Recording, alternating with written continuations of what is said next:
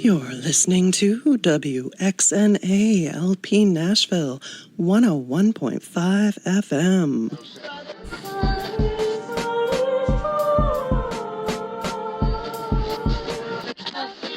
We're always having a yard sale, but it was just our dignity, you know? We chanted the mother song. We held our breath. Inhale. Exhale.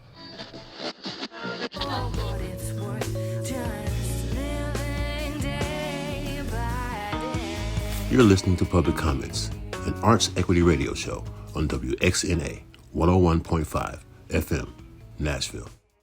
This is Christine Hall, and I am here in the studio with Lydia, Yousief, and Sangeetha Ekambaram, our special guest today. Sangeetha was born with a curiosity to explore the world and strong desire to sing and dance. Sangeetha finds herself on an ever-evolving, multicultural, multidisciplinary artistic path. She is equally comfortable in both traditional artistic disciplines, such as her study of Western classical singing or traditional Indian dance, and cross-genre experimentation and new works. She also has a deep interest in exploring the function of art in empowering individuals and building community. Welcome so much. Thank you for being here with us, Sangeetha. Thank you for having me. I'm excited. Yay! And hi, Lydia. So glad to have you back here in the studio, too. This is our last live episode of Public Comments, which is a show where we are advocating for equitable arts funding in Nashville. And, well, it's been a 12-episode run. As it turns out, we'll be having a bonus track next Saturday. We've been airing from 1 to 2 p.m. on Saturdays, and it's been a great time. We're really grateful to WXNA LP Nashville 101.5 FM, also DJ Jamar.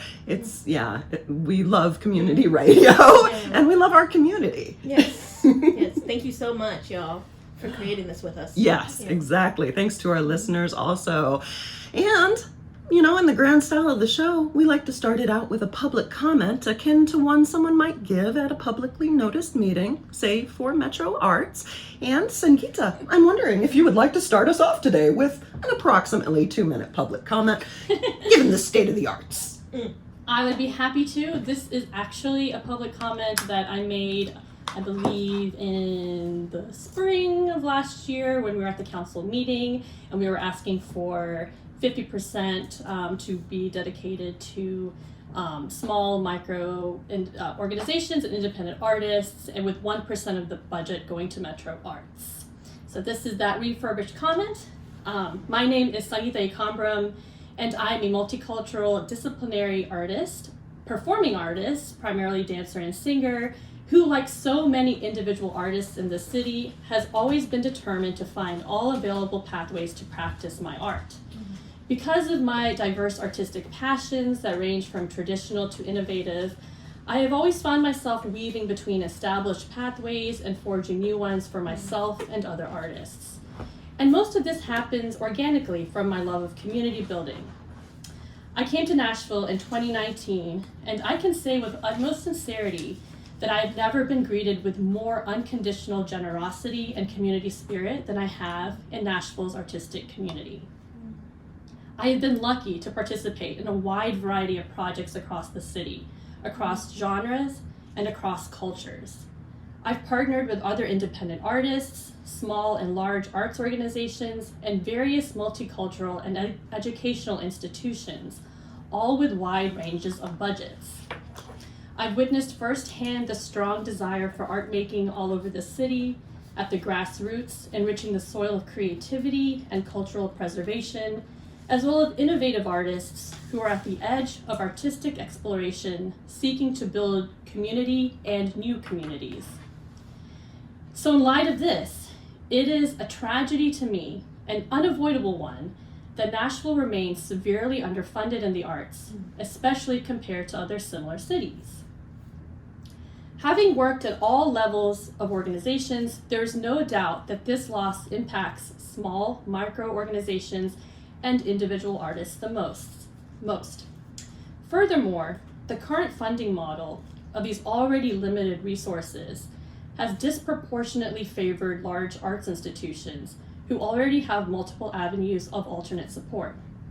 The choice to right this wrong by allocating a larger percentage, and we have been advocating for 50%, to be dedicated to small, micro, and individual artists is not only a matter of equity, but of justice. Justice in distributing the fair share of taxpayer money, but also justice in addressing racial disparities, as funding at this level directly supports a larger percentage of BIPOC artists. Furthermore, as funding reaches these artists more directly, I'm going to make the potentially controversial argument that art itself will evolve. As the art making not only diversifies in form and function, but also reaches more people. So to put it another way, art evolves in community, in relationship, and that happens mostly on the ground, at the grassroots, whether with others, directly, or in relationship with one's own life. Woo! Yes! Wow. I love to hear you speak, and I love what you speak. Thank you. Yeah. Thank you for introducing new topics to this. I'm glad that you were the last episode too. I think we had you originally somewhere in the middle, and thankfully you came out at the end because you were going to kind of wrap up a lot of the topics we've been discussing and bring in new topics. A lot of questions. I think I want to start at the top of speaking about you mentioning in your public comment about all available pathways for artists. Can you describe, and of course you've had a lot of experience outside of Nashville as well, so could you describe kind of in general what are those available pathways for artists, whether that be funding, space, resources, in your experience as an artist out on these streets, and then maybe speak to a little bit of Nashville pathways and sources. Yeah, definitely. So I personally have always been someone, when I decided to dedicate my life to singing and art and dance, I was actually in another field. I was in academia. I was like in a field generally related to cultural anthropology, which also gives me that lens on like culture and art as well. I just had the desire that was like, I'm in this because I need to sing and I need to figure out where and when I can do that and with whom I can do that. And I think a lot of artists, they're so in their passion to do what they need to do. We literally, for me, like I would just step out and see, okay, what organizations are in the city? And I would research like what are potential collaborators. Sometimes I look up, like for my singing, I look up, who are the pianists in this area that I can collaborate with just to keep practicing, because I've got to sing, I've got to do this, I've got to dance. I would look up all the dance organizations that held classes so I could keep moving my body and keep doing what I have to do. And so for me, it happens very organically in that way. And I will say when I moved to Nashville, I had lived in other cities. I lived in Austin, I was in Europe for a little bit. And it might have just been the phase of life that I was in, but from like the second week I was here, I was already put into a show. Because I just met somebody. I walked into like a dance space and I met somebody who was like, oh, you're a singer, we're having a show next week. And I was like, this has never happened. I always feel like it's pulling teeth to try to do like make connections and community build. And so for me, it was just like, I did a lot of research on the ground, and I would, if you take classes at some places, sometimes you end up organize performances with those artists. There's also institutions like churches that I connected with that were very supportive. And yeah, then other individual artists who we would just have conversations, we would become friends, and then we say, why don't we try to collaborate on a project? And then we would do the research from there.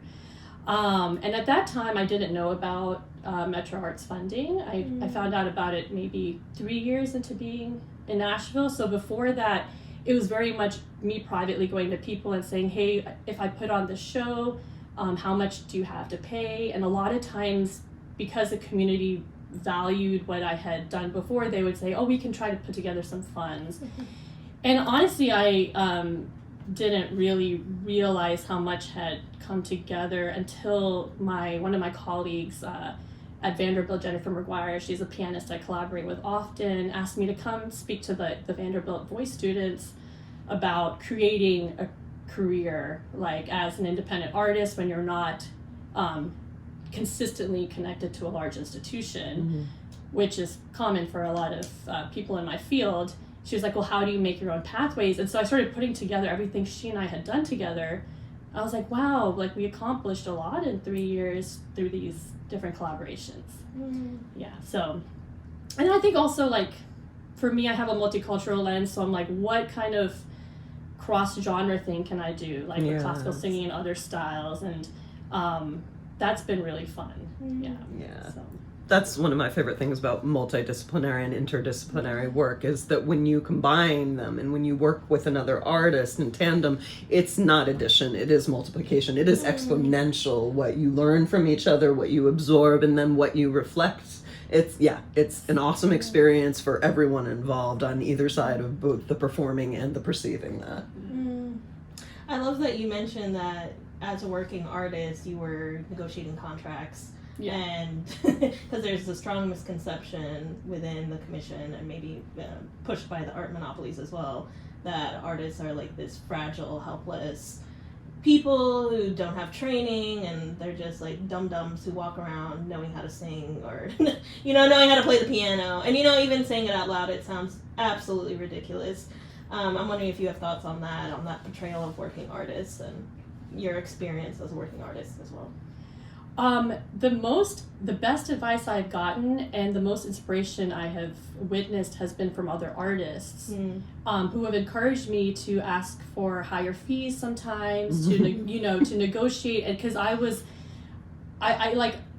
wasn't sure. I mean, I was always having conversations with other artists, because that's how I feel like we build transparency with each other, community, and we lift each other up. And especially the ones that are not connected consistently to institutions, because we're finding multiple avenues, I think we're more likely sometimes to really help each other with that advice. So every time I needed to negotiate a fee, I would ask multiple people, what would you do, and what do you think I should do? And people really push me outside my comfort zone. And I'm like deeply grateful for that. So it was actually from other artists. Yeah. I really appreciate that too, because that's something in my experience too, because a lot of people from the nonprofit sector are always telling me, oh, you need to take these classes on like funding and blah, blah, blah, and fundraising or like program evaluation. And I truly believe that the best support that I've ever gotten in anything related to nonprofit work has been from community members who know what's going on. Yes. And it's just a consistent theme here. It's because and I would say, just tying this back to what I was saying about the desire to practice our art is a powerful force that allows us to actually see things that people in business classes don't. Because we're on the ground, we're witnessing, we're building relationships, and artists are creative. Yeah. And I mean, I don't even want to narrow the definition of artist. We can all have the potential for artistry. Agreed. But I think at the crux of that is this creativity and this desire. And so there's like, I found pathways that I didn't know about just simply by building relationships. And it expands your notion of what is possible and reimagine. Like, it's not just like one business model, narrowing it down to how art should be made and how transactions should be made. And creativity is a compelling force. It's a drive, and the collaboration too. You're learning about yourself through being yourself, and you expand your being through this practice. I love that. Yes. How you phrased that. Yeah. That's awesome. It's cool to be an artist, y'all, and we all are. I mean, that's the thing. Yeah. We really are. It may not be a vocation for everyone, and on this show we've discussed the benefits of not worrying about the money, like as if we could ever do that. But at the same time, though, to create for the sake of creating is an important thing to participate. Yes, of course, we need money in this world to live. There is a thing, though, about artists. We're going to make art regardless. It's necessary for life. Art is life. Creation is life. And I mean, that's a tenet of the universe. Yes. Amen. Amen. Let the church say it. I was wondering if you could define for us like the traditional pathways, and then what new pathways you found, maybe to inspire artists who are listening. Yeah, so I think what I mean by traditional pathways is pathways that have been established by others as means to practice your art. So like, let's say as an opera singer, trying to find a position in an opera house, or find roles in companies that are already established.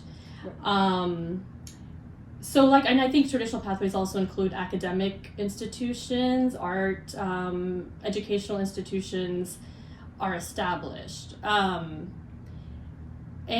I would say innovative, it's outside of that, but I would also say it also goes before the education and all that. And I think that comes to the person's inherent artistry. I think a lot of the innovative stuff, like for me, has come out of like my personal passions, my personal desires. It's understanding that we have a very narrow definition of training, that we like narrowing it down to people that have formal arts education. It doesn't actually represent the majority of artists in the world, and it doesn't represent how most cultures have passed down art and how most people have gotten trained.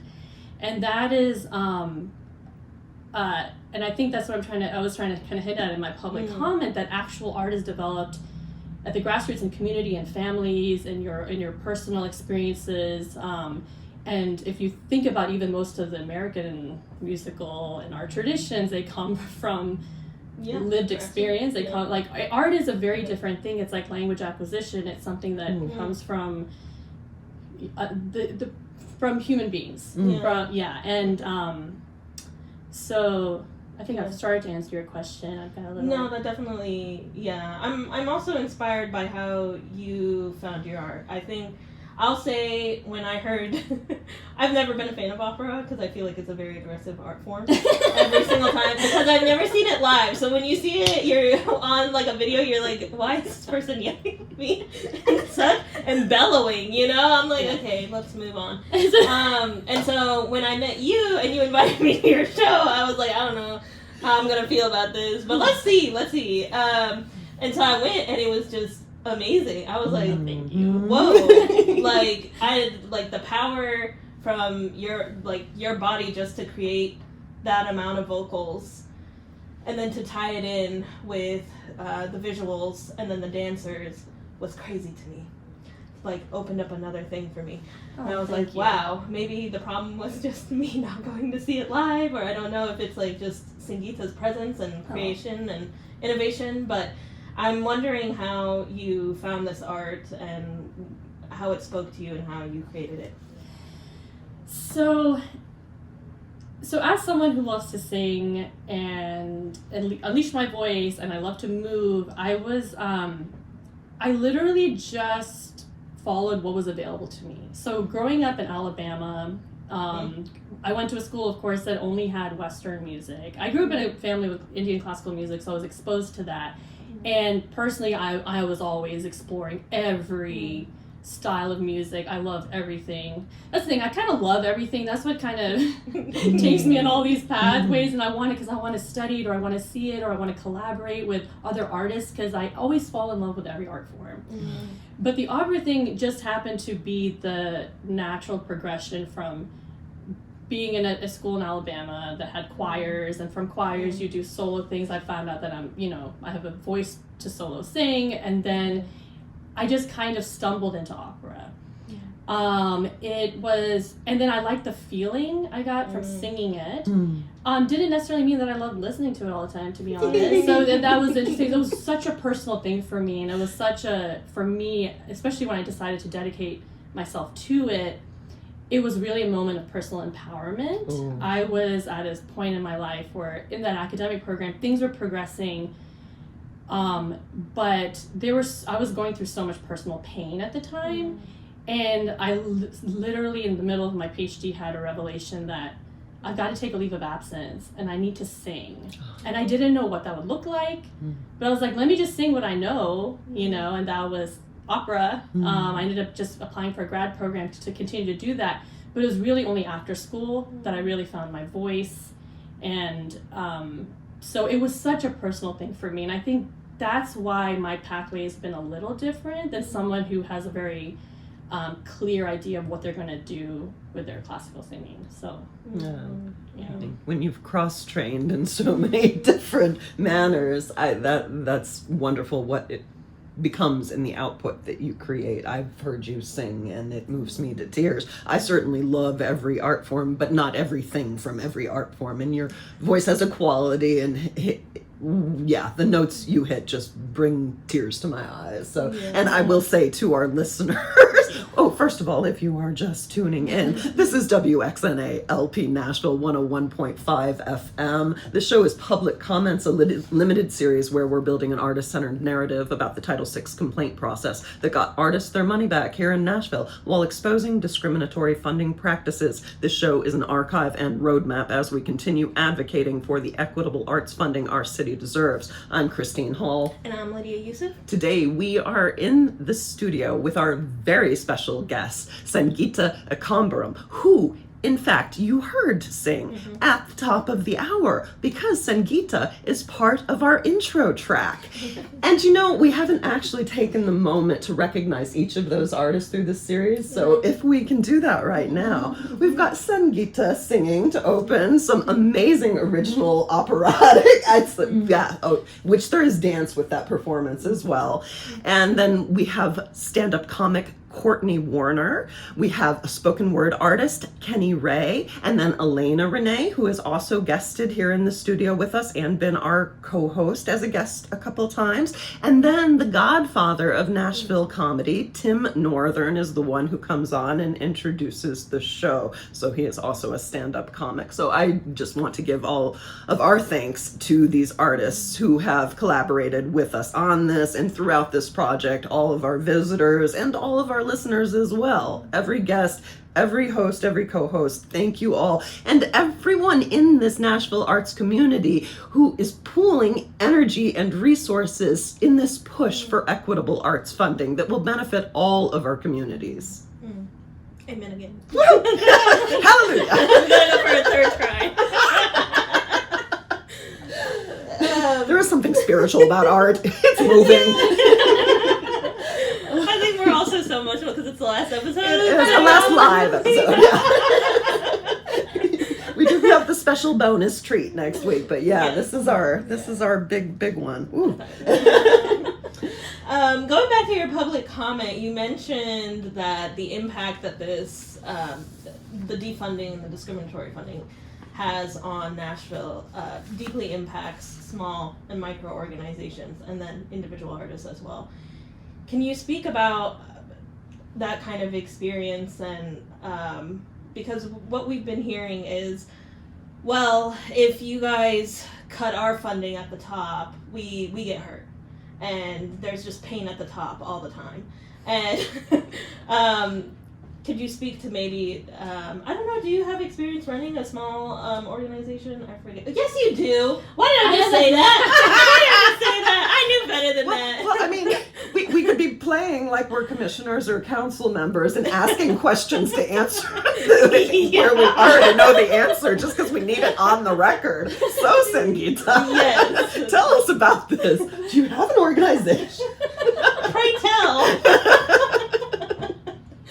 Yes, well, it's new. I established it a couple years ago because I was encouraged by the fact that I found out about Metro Arts funding. I was like, maybe I can actually build something that will be sustainable over the long term. It's called Visionary Vocal Collaborative. It's very much evolving. I'm actually in process right now, really revamping it, trying to figure out truly how I want to take it forward this year. But my original idea was to bring together vocal artists and try to build community and creative projects together in a shared leadership model. Mm-hmm. I just think for me personally that would be more fun. I personally don't like being the director of everything. I like, I like the fun and play of things, so I was going to try to build that into a business model. If and so and we did have some couple of successful performances that I learned a lot from. I mean, we're just starting off, but you also start to live the limitations of those processes, and that's what I'm trying to feel my way through and refine and further evolve, because I know deeply how I want it to run, and there were moments of that, and then I know what didn't work, and of course the funding is part of that issue. Yes. Which was like the goal of Thrive, is that individual artists would build bigger things if they wanted to build bigger things. So if you wanted to move into the organizational field, that's, that was the whole point of Thrive. Build that capacity. Yeah. So that's great that it was working up until a point. Right. And there really there aren't many options here in Nashville. Right. For any of that, especially to fund individual artists. I believe there's one other grant, and it's a very competitive process, and it's not that much money whatsoever. And it doesn't make sense to argue that the organizations at the top were hurt whatsoever when they have multiple pathways of funding, right, and the other organizations do not. I feel like this is such it is such an obvious statement that I think it is. I think that the necessity to hold on to that idea is built on, I think it's a combination of literally having never questioned your values of what you believe art deserves, or what artists deserve, or how art should function in our society. And that's very possible because we don't have a very expansive public understanding. I think we have an embodied one as people. I think our artists feel it definitely, but we just articulated enough that art is not just large institutions. It's not just what has been considered high art. It's not just whatever is profit making and making money. And artists are always considered last in even the way they're paid by these institutions, especially in this country. So it, but I think the small and micro organizations and individual artists directly and most immediately feel cuts in funding because I mean we're hustling to find all the avenues for support, but it's a constant thing, so it actually impedes our ability to consistently practice art and build something consistently, because it's always like, what's the next thing, what's the next thing, what's the next thing. And in a way I think some people try to romanticize that, valorize it, be like, oh, good for this, look at this artist, they did it, look how they pulled themselves up. And I remember that was said to a good friend of mine directly, and that person was not pleased by that person's compliment. Look how hardworking you are, you're figuring this out. I mean, we have choices, we can make it easier, and it's all about choice. Yeah, it breaks my heart when I see an organization that says they're for the artists dare to say something like, no, give us the money to give to the artist, don't give the artist the money directly. It breaks my brain and my heart. Yeah. I mean, it's not, of course we would love to see, and we keep advocating for 1% of Nashville's budget to go to the arts because we deserve that. At the same time, at least 50% of that needs to go to the smaller organizations and the independent artists. We need to feed our roots, and the direct benefit of that and how it filters through the community. Like you were talking about some of the events you've hosted, the art party that you hosted, Sangeetha. That was a marvelous experience for everyone involved. And artists pay artists well. You paid the artists very well. And everybody enjoyed being a part of it. And the benefit reached so many different people in the community, no matter what capacity they were involved. And a lot of the money that gets invested in the larger organizations does go to administration, and that's a fact. And it's not saying that shouldn't exist. It's just a different model, and you can't discount what artists are offering directly to the community and what that benefit means for the communities and how great it is to realize the power that is already there and to platform and elevate that. Yes. Yeah. No Reaganomics. Yeah. No trickle down. It's actually the theory. opposite as it happens. Yeah. Yeah. Go figure, Yeah. upside down world. Yeah.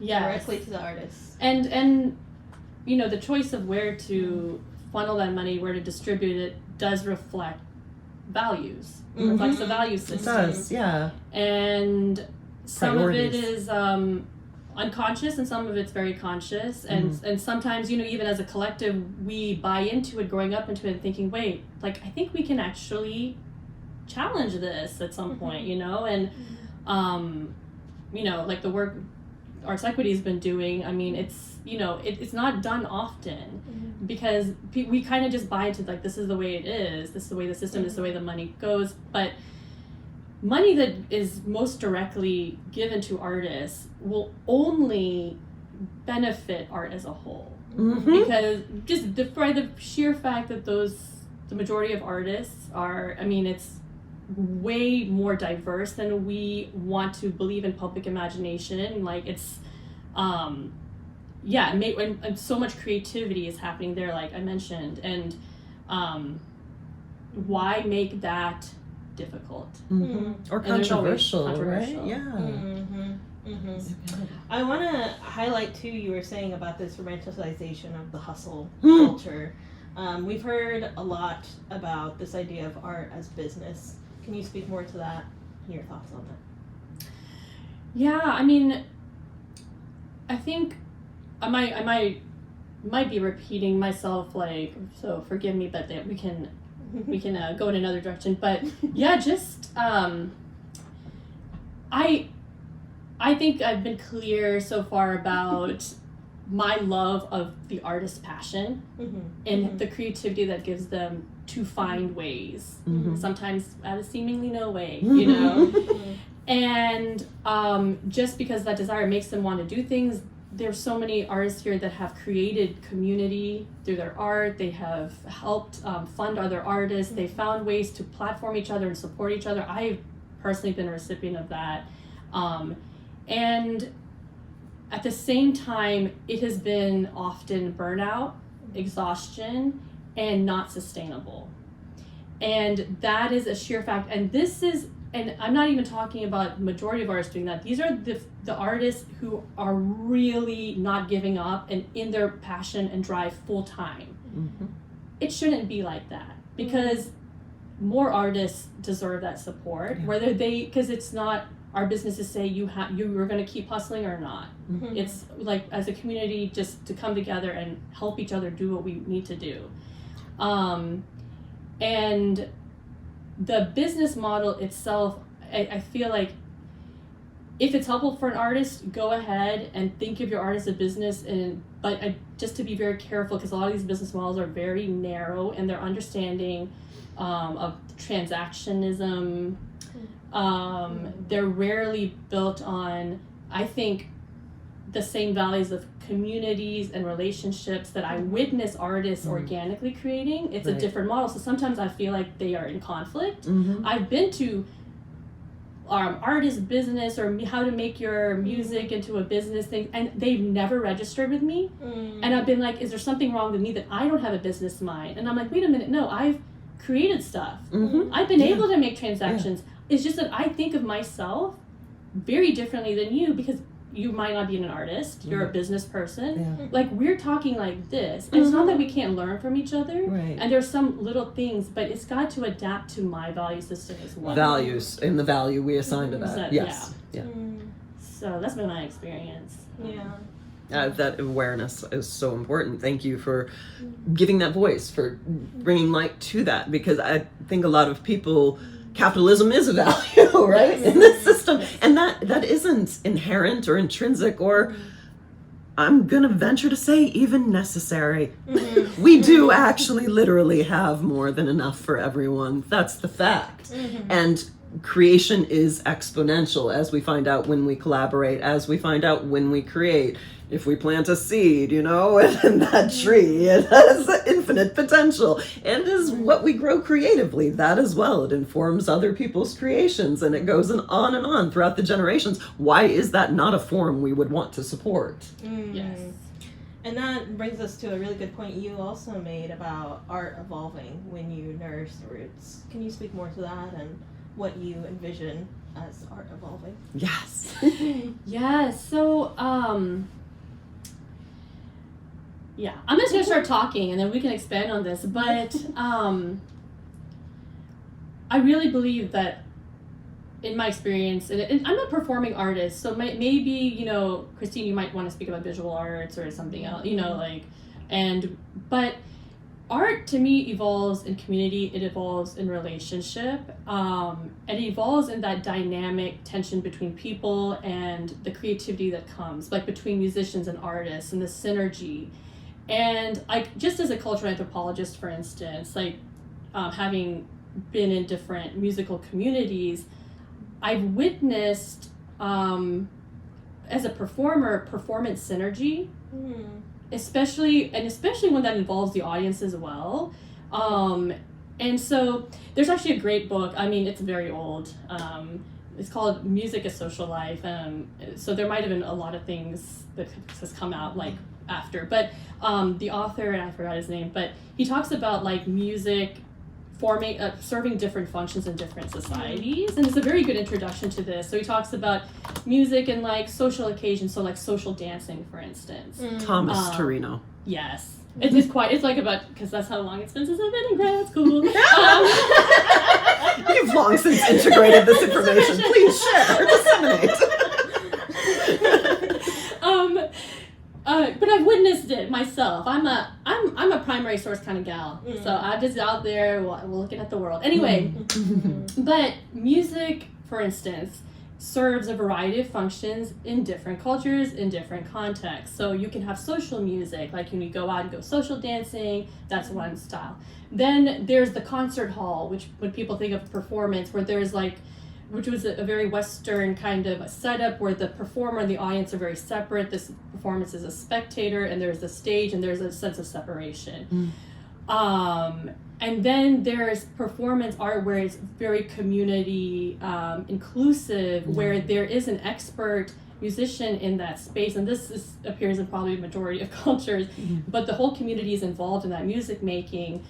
And it's not just for performance, it's for rituals, it's for a variety of things, so that art serves a different function. Yeah.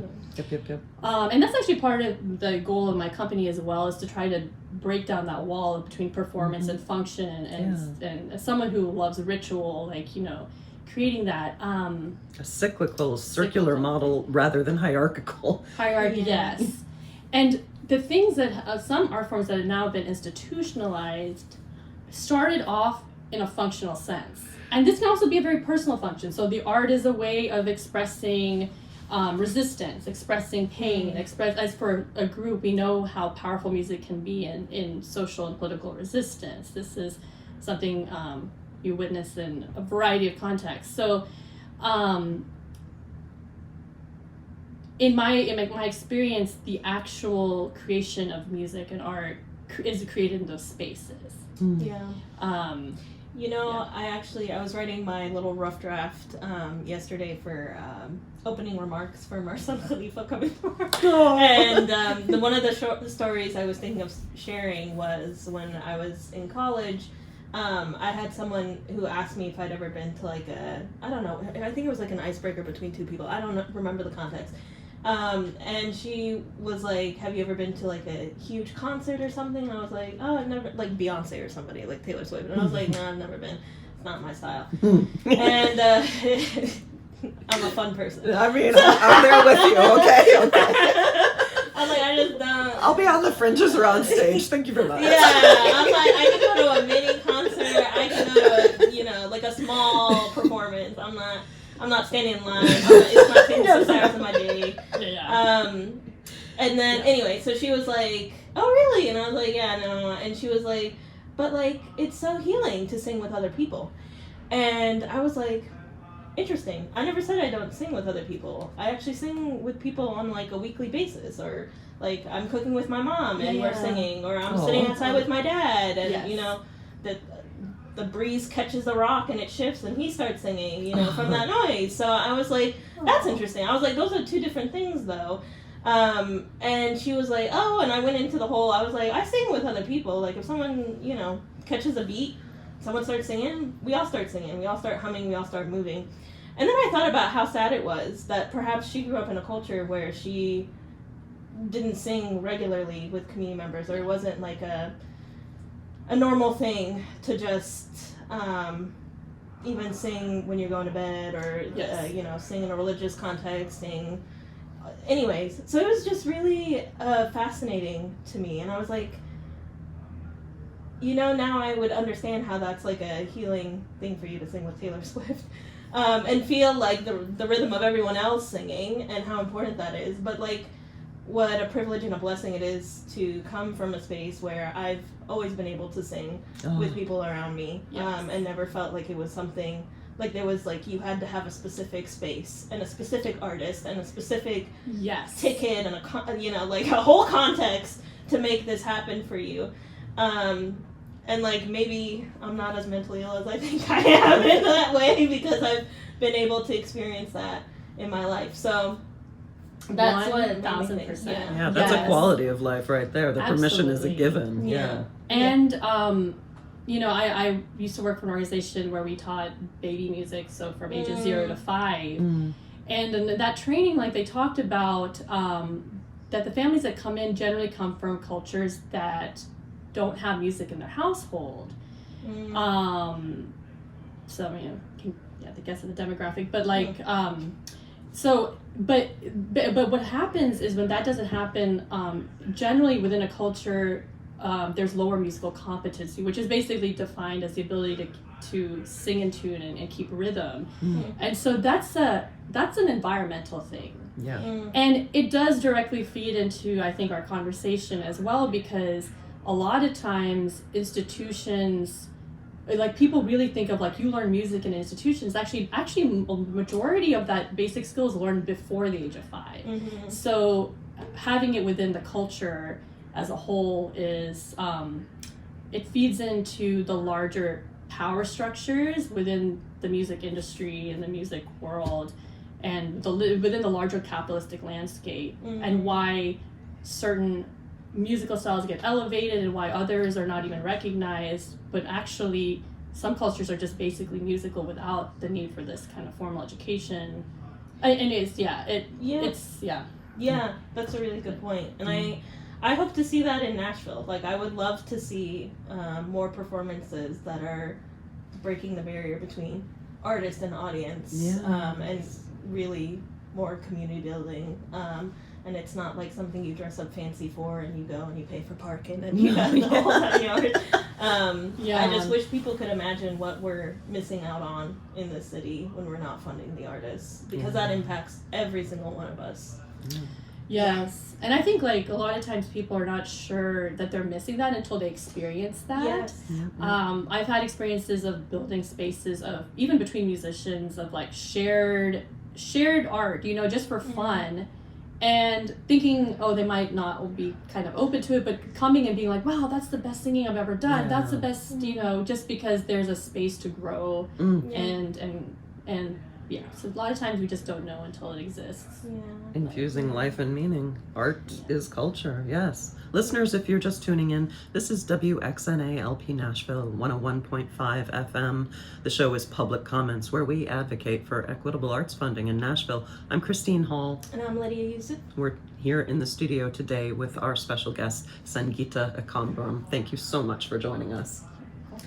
I'm wondering if you have advice for working artists in Nashville, in terms of, I know I've been hearing a lot of people being really upset about the latest defunding and feeling demoralized about that. Not that you would have to offer any, like, what is it called? Positive advice. No. Not putting that on you. But we were supposed to have a cultural planning steering committee, for instance. We had answers. Right. Sangeetha was going to be on that. Yeah, we made some gains, we made some losses. Yeah, could you actually speak to that? I forgot about that. Like, that was 2023. And it was cut off by the commission in February.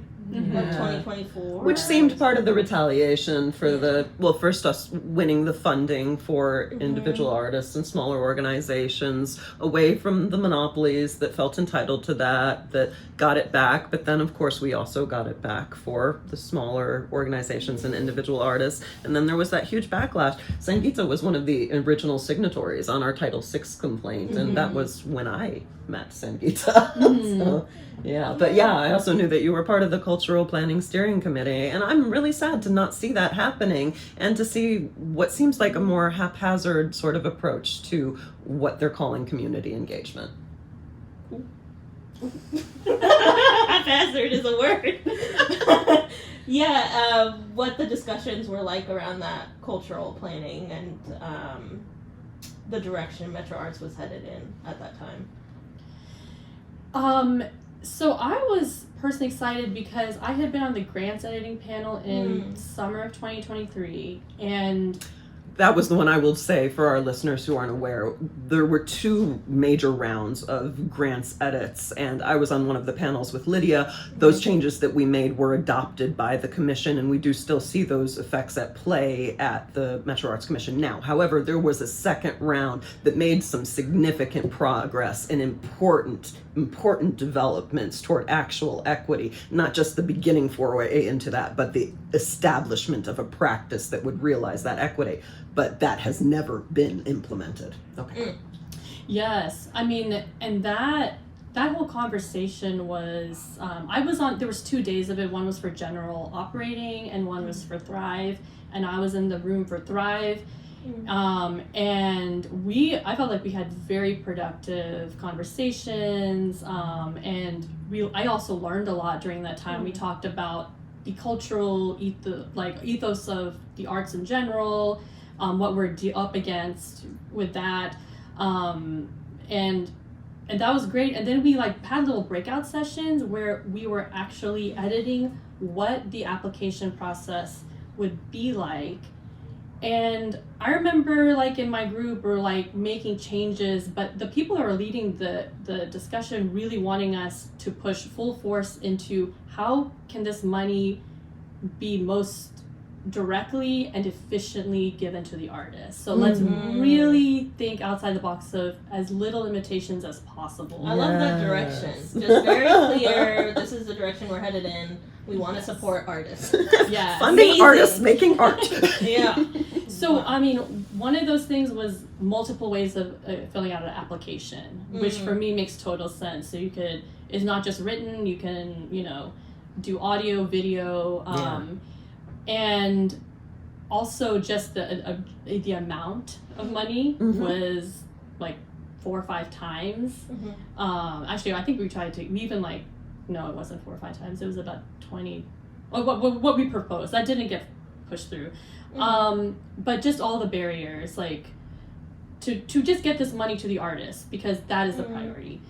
So I was excited about the Cultural Planning Committee because a few of the people that were in that room were going to be on there. I knew that we'd already had these conversations, and I was like, is this really happening? Is this going forward? And I also just wanted to have those conversations with other artists in the room and start to talk through things. Having a space to start to talk through these things is so important, because I think part of what has happened is there's been a lot of, and because there's not a space built, it's difficult for us as artists who have the same goals to come together and really galvanize for the same goal. And I think that was, for me, going to be the biggest thing that came out of a formally formed committee to do that. Of artists of all different disciplines too, and community members. So making truly informed decisions. Was that the Cultural Planning Committee that the Tennessee Star, the conservative newspaper, got a hold of the pamphlets and was like, oh my God, was that it? My memory's sparky now. Right. I don't even know what to search to bring that up. Usually I'm but I was like, the Virgo will know. A whisper of a possibility. The pamphlet y'all got was leaked. Do you remember that? Okay, maybe that was before. Okay. Yeah.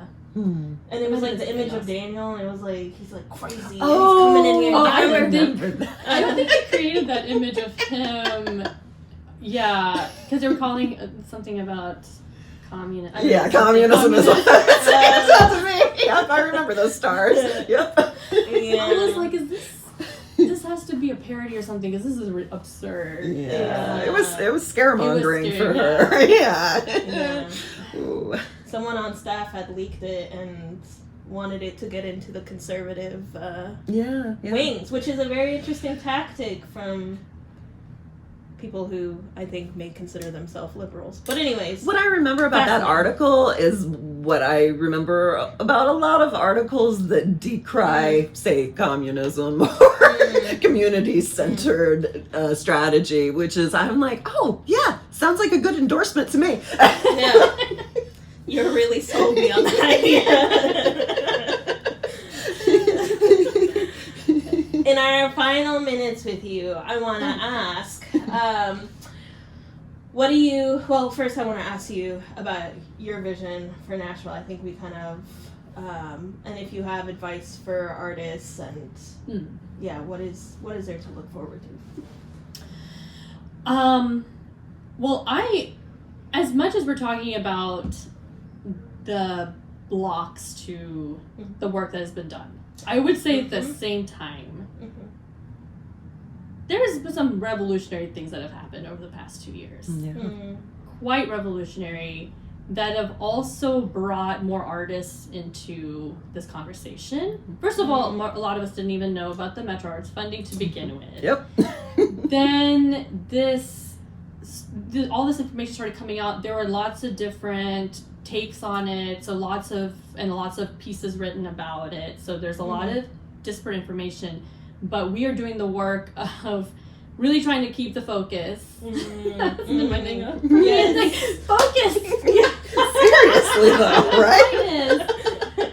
Get money to those artists. Every artist I've spoken to, in this, when I tell them, like, that would be directly impacted by funding, and are not constantly making excuses for the top without thinking about why they're doing that. Okay, let's just say that. Are like, yeah, that makes perfect common sense. Perfect common sense that you want to get money directly to artists as efficiently as possible. And it doesn't make sense that it's any other way. And they also have, this is not just for the arts, but an experience that they have experienced in other areas all the time. And so I think with that in mind, it is amazing that Arts Equity was able to get that money back last year. It's amazing that this, for the first time, a Title VI complaint like this is maybe in the history has ever been put forth. And with both of you leading that charge, I mean, it's historic. It shows what's possible. And so I think there's a lot for artists to latch onto right now to move the work forward. And without the cultural planning committee, that's fine. We have other ways to have conversations. Yes. We have other ways to come together and talk about it, because there are so many people that are really in step with this. Most people I've talked to are. And so, I recently had a Black community member approach me, and he was like, the crazy thing about all of this is we didn't even know there was funding. And I was like, right there. Yeah. Yes. In a city where arts funding is available for artists, and most artists don't know or have any access to that. Wow. Yeah. Let's spread the word and let's increase those amounts. Yeah. People start talking about sometimes, what's an artist going to do with 20,000? Have you checked inflation lately? Have you ever run a festival? Have you ever put on a show, for instance? Have you paid yourself, or have you done that for free? Right. Yeah. Right. And if you were a commissioner, what would your policy be? What would the shift that you would desire to bring to that commission, to our artsy? Well, I mean, at this juncture, I would make sure that we're following everything that came out of the Title VI reconciliation agreement, first and foremost, so we don't get sued. Can that happen? No comment. I'm speaking as a hypothetical commissioner. Right. So that is important, especially since actually most of the commissioners were saying that they were very much agreed with everything, right? That's all we heard. That's all I heard. So I'm just like, just make sure that's done, and that's easy because it's all there in writing. And then also, really, just based on this conversation today and all these interviews, really to think, how can I feed art in this city in the most efficient way? Where are my values? What do I want to fight for? How do I want to distribute that money? What do I want to come into a meeting arguing and fighting for?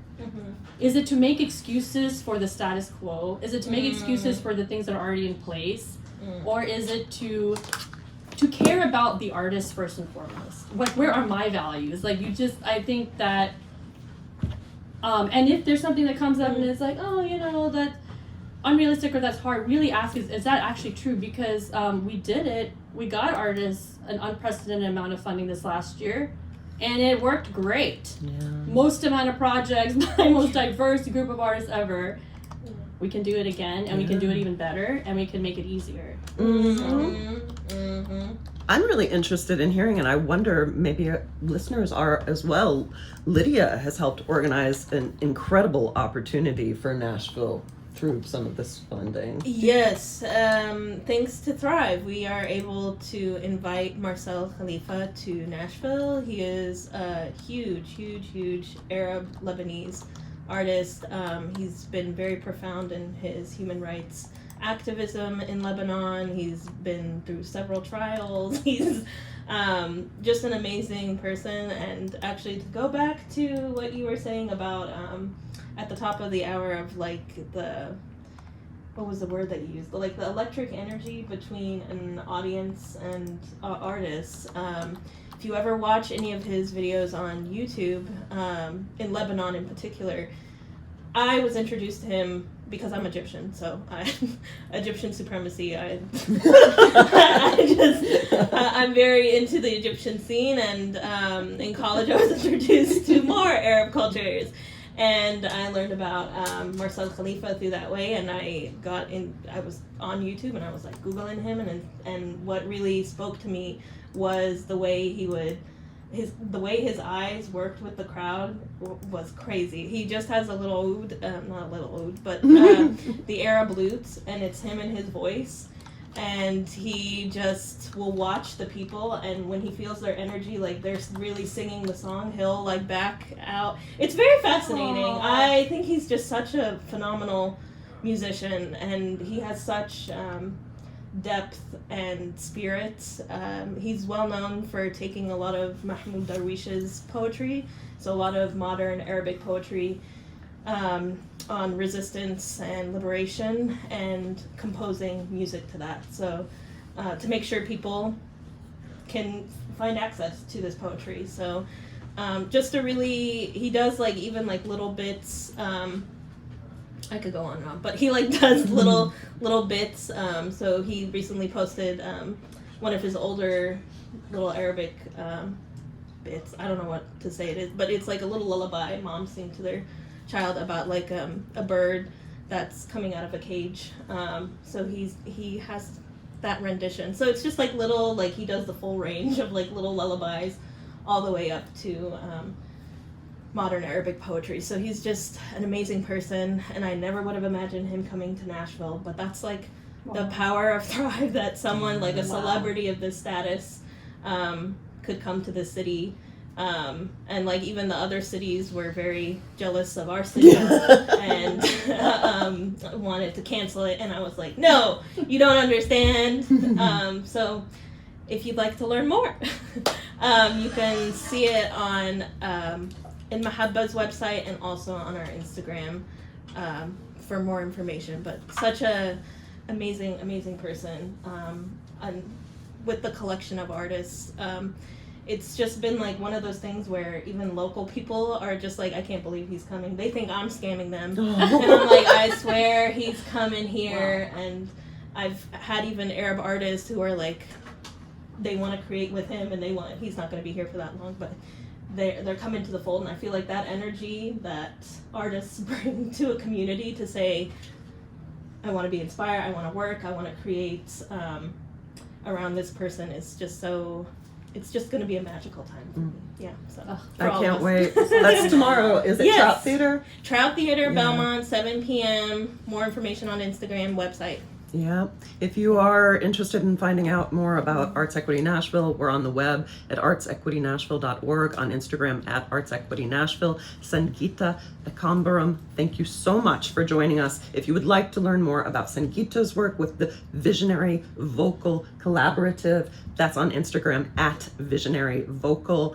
This is our last live show, but we will have a bonus episode next Saturday, 1 to 2 p.m. Central. This is WXNA LP Nashville 101.5, signing off for public comments. I'm Christine Hall. And I'm Lydia Yousief. And thank you again to Sangeetha Ekambaram, our final guest. Hurrah! We will have Alicia Ba, Israel Morozik in a pre-recorded episode next week.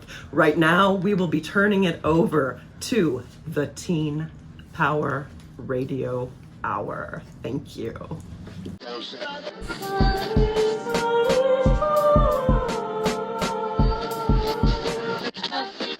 We're always having a yard sale, but it was just our dignity, you know? We chanted the mother song. We held our breath. Inhale. Exhale.